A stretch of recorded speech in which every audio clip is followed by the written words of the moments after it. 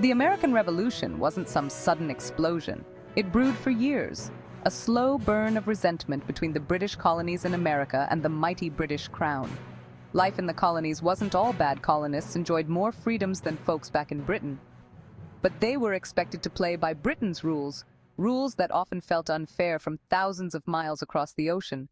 The Stamp Act, the Townshend Acts, each one felt like another weight tying the colonies down.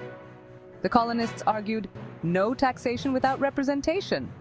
They believed that since they didn't have elected representatives in the British Parliament, Parliament had no right to tax them. This wasn't just about money, it was about principle, about having a voice in your own destiny. The British saw things differently. What began as a disagreement over taxes was evolving into something much bigger, a clash of ideologies, a fight for freedom and self-determination. Tensions between the American colonies and Great Britain reached a boiling point in the 1770s. The British, burdened by war debts, imposed a series of taxes on the colonists. These taxes weren't just about raising revenue, they were about control, about reminding the colonists who held the reins of power. The Stamp Act of 1765, requiring colonists to pay a tax on all printed materials, sparked outrage. Colonists saw it as a direct assault on their freedoms. Protests erupted and the cry of no taxation without representation echoed throughout the colonies. The British eventually repealed the Stamp Act, but the damage was done. A seed of defiance had been planted. The Townshend Acts followed in 1767, imposing taxes on goods like tea, glass, and paper. Again, the colonists resisted. They organized boycotts of British goods, refusing to buy products subject to the hated taxes. The stage was set for a showdown. The year is 1773. A chill hangs in the Boston air, but the mood is hotter than ever. The British East India Company, backed by the Crown, held a monopoly on the tea trade. They were allowed to sell directly to the colonies, undercutting local merchants and imposing taxes the colonists found intolerable. On the night of December 16th, a group of colonists, disguised as Native Americans, boarded 3 British ships docked in Boston Harbor. They dumped 342 chests of tea, worth a fortune, into the icy water. This act of defiance, known as the Boston Tea Party, sent shockwaves across the Atlantic. The Boston Tea Party wasn't just about tea, it was a powerful symbol of colonial resistance. What started as a local protest had escalated into a full-blown crisis, pushing the colonies closer to the brink of revolution. In response to the escalating tensions with Britain, colonial leaders called for a Continental Congress to coordinate a unified response. In September 1774, delegates from 12 colonies, all except Georgia, gathered in Philadelphia for the First Continental Congress. The Congress served as a forum for debate and decision-making. While some delegates advocated for reconciliation with Britain, others argued for a more forceful stance. They drafted a Declaration of Rights and Grievances, outlining colonial grievances and asserting their rights as Englishmen. The Congress also called for a boycott of British goods, a powerful economic weapon aimed at pressuring Parliament to address colonial concerns. While the First Continental Congress sought a peaceful resolution, it also recognized the need to prepare for the possibility of war. They recommended that the colonies begin training militias, gathering arms and ammunition, just in case diplomacy failed. The seeds of a unified colonial army were sown. The path towards revolution was becoming clearer.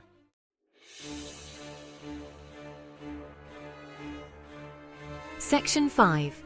Shots heard round the world. Lexington and Concord. The year is 1775. Tensions between the American colonies and Great Britain have reached a fever pitch. The British aim to seize colonial arms in Lexington. On April 19th, British troops marched from Boston to Lexington. Paul Revere and others spread the alarm. The British are coming. At dawn, colonial militia faced the British on Lexington Green. A shot rang out and the fighting began. Outnumbered, the militia retreated. The British marched to Concord, but the colonists were ready. At the North Bridge, colonial militia engaged the British. The battles of Lexington and Concord marked the start of the American Revolutionary War.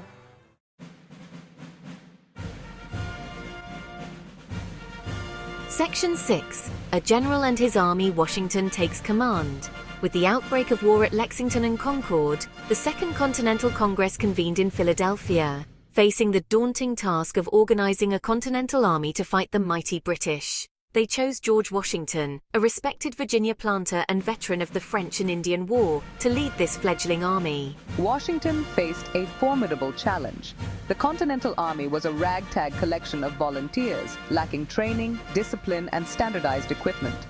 They faced a professional British army, backed by the resources of a global empire. Despite these obstacles, Washington possessed the leadership qualities crucial for the fight ahead. He was a skilled strategist, a charismatic leader, and above all, a man of unwavering determination. He understood that his ragtag army couldn't defeat the British in a conventional head-on fight. He knew that to win this war, he needed to outlast the British, to wear down their resolve and drain their resources. Section 7. A turning point. The victory at Saratoga.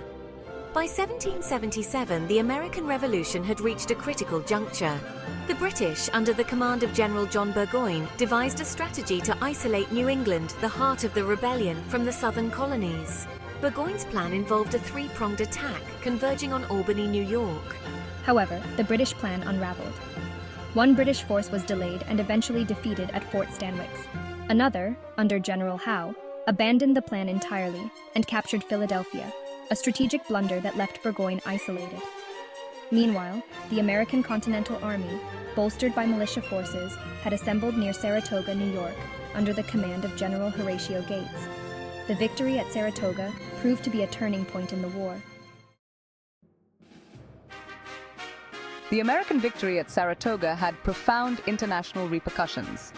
France, eager to avenge its defeat in the 7 Years' War and weaken its British rivals, saw an opportunity to strike a blow against the British Empire. Benjamin Franklin, serving as the American ambassador to France, had been tirelessly working to secure French support for the American cause. The victory at Saratoga, proving the Americans could hold their own against the British, convinced the French to formally enter the war. In February 1778, France signed the Treaty of Alliance with the United States, recognizing American independence and pledging military and financial support. The entry of France, a major European power with a powerful navy, dramatically altered the balance of power in the war. French military assistance proved crucial. The French alliance transformed a colonial rebellion into a global conflict. By 1781, the tide of the American Revolution had turned decisively in favor of the Americans and their French allies. British forces, bogged down in a protracted and costly war, found themselves increasingly isolated and vulnerable. In the summer of 1781, British General Cornwallis established a fortified position at Yorktown, Virginia. A combined American and French force, commanded by George Washington and the Comte de Rochambeau, marched south to confront Cornwallis. The French fleet, under Admiral de Grasse, blocked any chance of British reinforcement or escape by sea. Trapped and outnumbered, Cornwallis endured a relentless siege. On October 19, 1781, Cornwallis surrendered to General Washington, marking the end of major fighting in the American Revolution. The American Revolution was more than just a war for independence. It was a social and political upheaval that reshaped the world. The newly formed United States, based on the ideals of liberty, equality, and self-determination, inspired revolutionary movements across the globe. The revolution's legacy is enshrined in the United States Constitution, one of the oldest written national constitutions still in use. The Constitution established a system of government based on the separation of powers, with checks and balances to prevent tyranny. The Bill of Rights, comprising the first 10 amendments to the Constitution, guaranteed fundamental rights such as freedom of speech, religion, the press, and the right to bear arms. These rights, fiercely won on the battlefields of the Revolution, became cornerstones of American democracy. The ideals of liberty, equality, and self-determination, championed by the American colonists, resonated across continents, challenging established hierarchies and igniting a global wave of change. The American Revolution's impact continues to resonate today, shaping not just the United States, but the world. The ideals of liberty, equality, and self-determination, for which the colonists fought, continue to inspire movements for social and political change. The American experiment in self-government, though imperfect and constantly evolving, serves as a model for democratic aspirations worldwide. The Revolution's legacy is also a reminder that freedom is not a given. It must be constantly guarded and fought for. The struggles and sacrifices of the American colonists serve as a testament to the enduring power of the human spirit in the face of oppression. The American Revolution was a watershed moment in history, a testament to the power of ideas and the courage of ordinary people to fight for a better future.